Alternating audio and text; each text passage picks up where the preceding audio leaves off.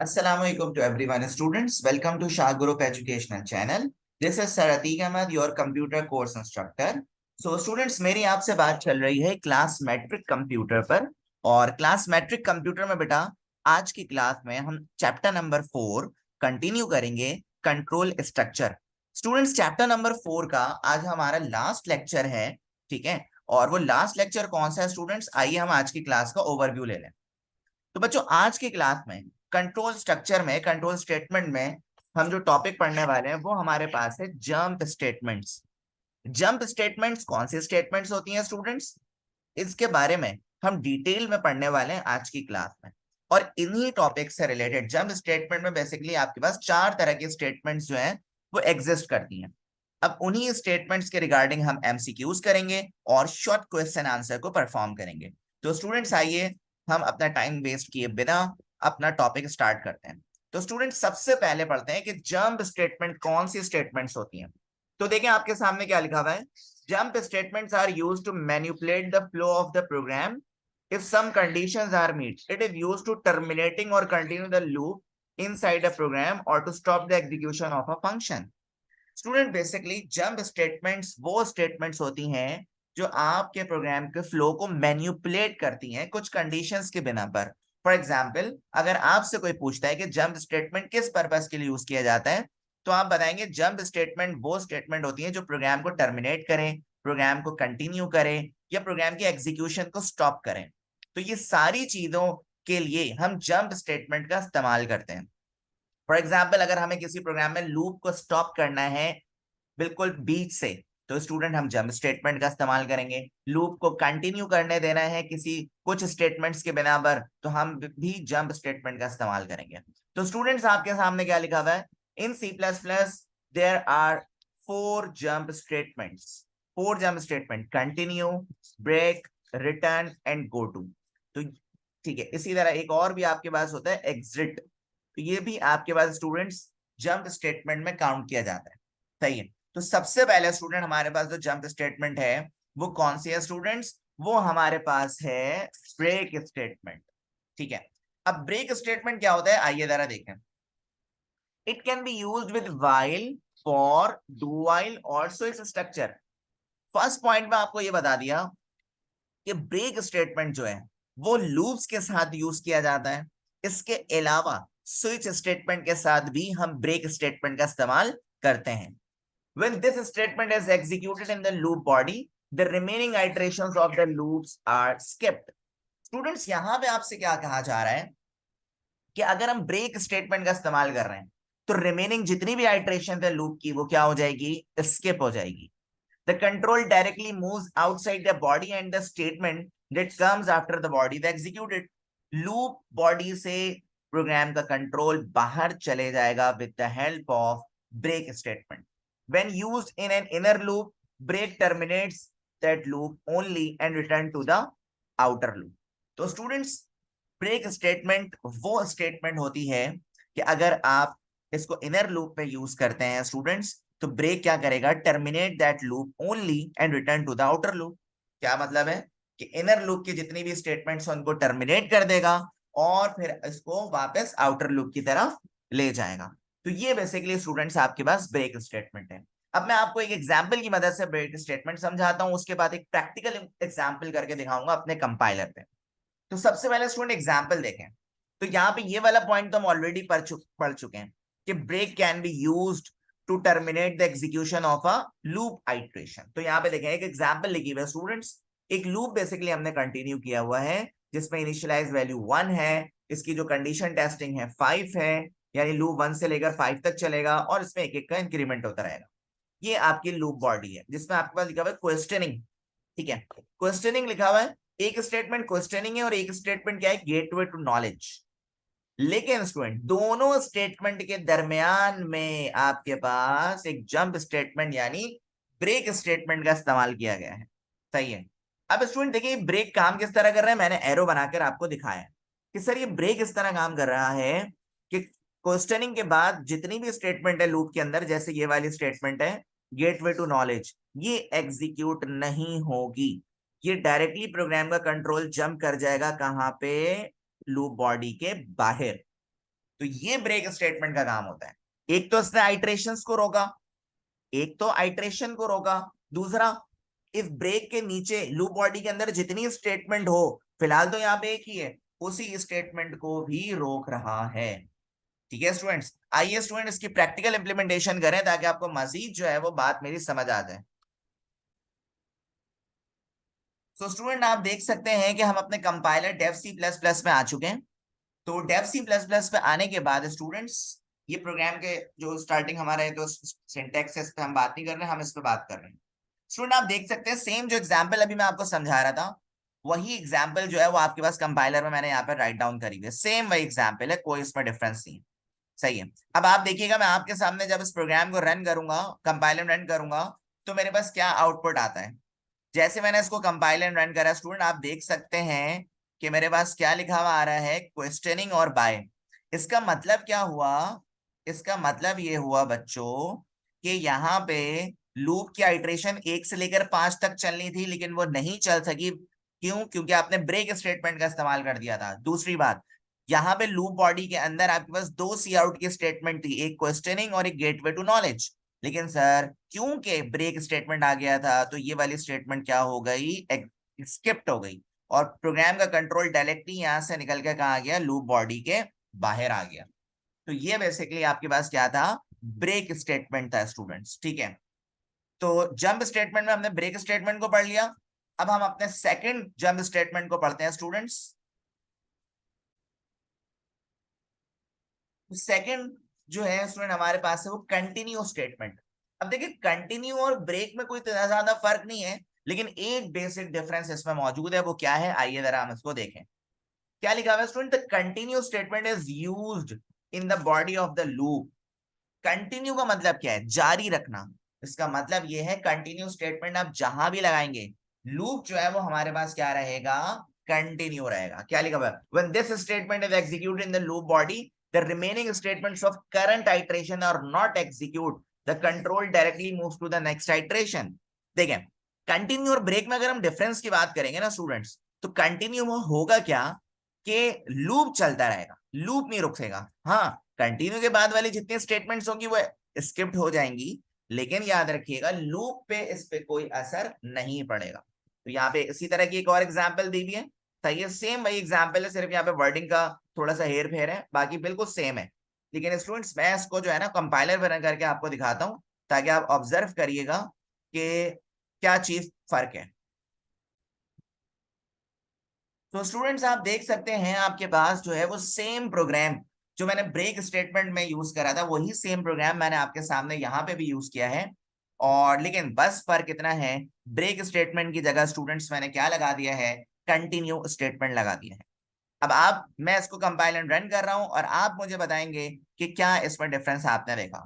जैसे ही मैंने इसको कंपाइल एंड रन करा स्टूडेंट्स, तो आप देख सकते हैं आपके पास आउटपुट क्या आ रहा है। ये देखें, आपके पास आउटपुट क्या आ रहा है स्टूडेंट्स। सर आपके पास क्वेश्चनिंग लिखा हुआ है, क्वेश्चनिंग क्वेश्चनिंग क्वेश्चनिंग लिखा हुआ है, और आखिर में बाय लिखा हुआ है। इसका मतलब क्या हुआ कि कंटिन्यू ने किस तरह काम करा। सर देखें, हुआ ये कि आपने यहाँ पे क्वेश्चनिंग के नीचे कंटिन्यू लगा दिया। इसके लगाने से हुआ ये कि नीचे वाली स्टेटमेंट तो स्किप्ट हो गई, लेकिन लूप जो है वो आपका कंटिन्यू रहा। 1 से लेकर 5 तक लूप ने अपना काम करा, और लूप ने काम करने के बाद जो लूप के बाहर स्टेटमेंट थी बाय की, वो भी यहाँ पे एग्जीक्यूट हो गई। तो स्टूडेंट्स अगर आपसे कोई पूछता है कि what is the basic difference between continue and break statement, तो students you can see in break statements we can stop the loop, we can terminate the loop as well as skip the statements, but in continue statement we cannot terminate the loop. Okay students, और अब हम अपने next topic की तरफ move करते हैं। Jump statement के अंदर देखते हैं हमारे पास और कौन सी स्टेटमेंट्स एग्जिस्ट करती हैं। अब स्टूडेंट्स हमारे पास है गो टू स्टेटमेंट। बच्चों गो टू स्टेटमेंट क्या काम कर रहा है, आइए जरा देखें कि गो टू स्टेटमेंट किस तरह काम कर रहा है students. In go two statements, jump or transfer control unconditionally from the goto to a labeled statement in the same function. A labeled statement is any identifier followed by a column. देखिए अब मैं आपको समझाता हूँ। गो to statement भी basically एक jump statement है जो प्रोग्राम का कंट्रोल जो है वो ट्रांसफर करता है, लेकिन अनकंडीशनली। इसमें कोई कंडीशन की बात नहीं है, यहाँ पे अनकंडीशनली काम करता है। सही है। लेकिन गो टू स्टेटमेंट में हम एक लेबल देते हैं, वो किसी भी आइडेंटिफायर किसी भी वेरिएबल के नाम से हो सकता है, कोई भी नाम आप रख सकते हैं, लेकिन जो भी आप लेबल रखेंगे उसके साथ कौन सा सिंबल लगाएंगे, कॉलन का सिंबल लगाएंगे, ये बात आपने लाजमी याद रखनी है। सही है। अब मिसाल के तौर पर सर आप क्या कहना चाह रहे हैं, मैं आपको समझाने की कोशिश करता हूं। एक एग्जाम्पल पहले मैं आपको यहाँ पे समझाता हूं, उसके बाद कंपाइलर पे जाके मैं आपको रन करके भी दिखाऊंगा। सही, एग्जाम्पल क्या है जरा देखते हैं। स्टूडेंट एग्जाम्पल के लिए हम डायरेक्ट जो है वो कंपाइलर की तरफ चलते हैं और देखते हैं कि गो टू स्टेटमेंट किस तरह काम कर रहा है। अच्छा जी स्टूडेंट्स, हम कंपाइलर पे अपने डेफ सी प्लस प्लस में आ चुके हैं। अच्छा, यहाँ पे हमने एक चीज का एडिशन करा है, हमने एक और हेडर फाइल ऐड करी है math.h। ये हमारी एक हेडर फाइल, हमारी एक लाइब्रेरी फाइल है स्टूडेंट्स, और ये क्यों ऐड करी है अभी इसका पता आपको थोड़ी देर में चल जाएगा। अच्छा, अब ये देखें, यहाँ पे आपने मेन फंक्शन ऐसे सही है, यहाँ तक तो हो गया। आपने एक वेरिएबल डिक्लेयर करा नम के नाम से, ठीक है। अच्छा, ये क्या चीज है सर, ये आपका लेबल है, ये आपका क्या है स्टूडेंट, लेवल है। और ये किस तरह काम करेगा मैं आपको अभी थोड़ी देर में बता दूंगा।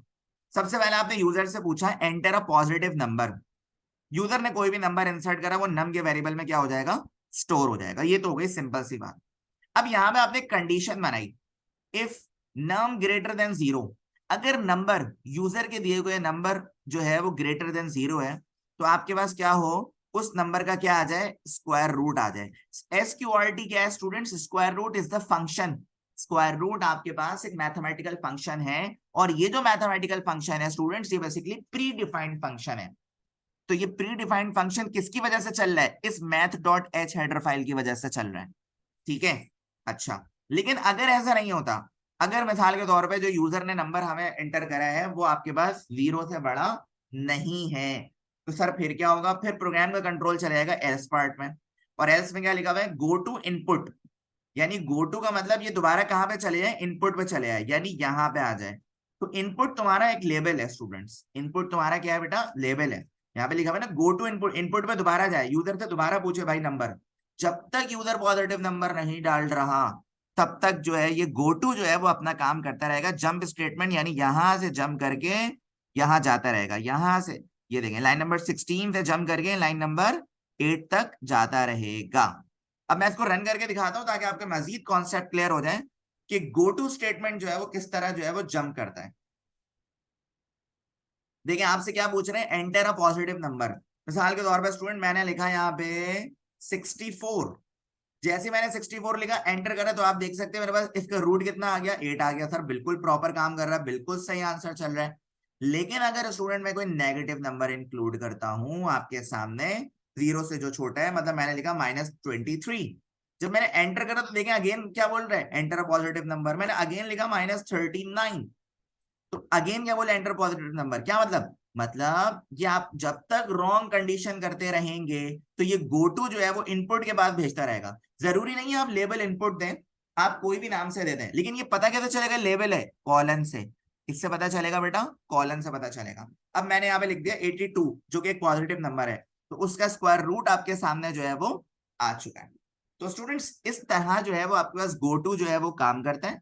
ये एग्जाम्पल एक और तरह से काम आ सकता है, जैसे स्टूडेंट्स अगर आपके पास एग्जाम में क्वेश्चन आता है write a program in C plus plus to find the square root of any number, तो उसके लिए भी ये प्रोग्राम आप अपने पास लिख सकते हैं।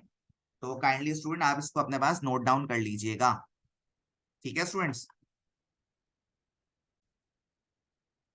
अच्छा जी, अब जंप स्टूडेंट्स, जंप स्टेटमेंट में आपके पास एग्जिट स्टेटमेंट है। तो एग्जिट स्टेटमेंट, एग्जिट फंक्शन नाम से पता लग रहा है क्या है, जरा देखें। The exit function is used to terminate a C++ program and closes program whenever executed is defined under stdlib.h। Student देखें स्टैंडर्ड लाइब्रेरी डॉट एच के अंदर जो है वो बेसिकली ये एक हेडर फाइल है आपकी। हेडर फाइल का मतलब इसे हम लाइब्रेरी फाइल भी कहते हैं स्टूडेंट्स, याद रखिएगा इस बात को, ठीक है। अच्छा, तो एग्जिट का फंक्शन बेसिकली क्या करता है सर, आपके C++ के प्रोग्राम को क्लोज करने के लिए यूज किया जाता है। इसी तरह एक और आपके पास स्टेटमेंट है जैसे हम कहते हैं रिटर्न स्टेटमेंट। तो रिटर्न स्टेटमेंट का मतलब क्या है, ये वैल्यू रिटर्न करना किसी खास फंक्शन को। जैसे हम हमारे प्रोग्राम का एग्जिट कोड होता है ना रिटर्न, तो रिटर्न 0 बेसिकली क्या करता है, वो हमारे मेन फंक्शन को कोई ना कोई वैल्यू क्या करता है स्टूडेंट्स, रिटर्न करता है।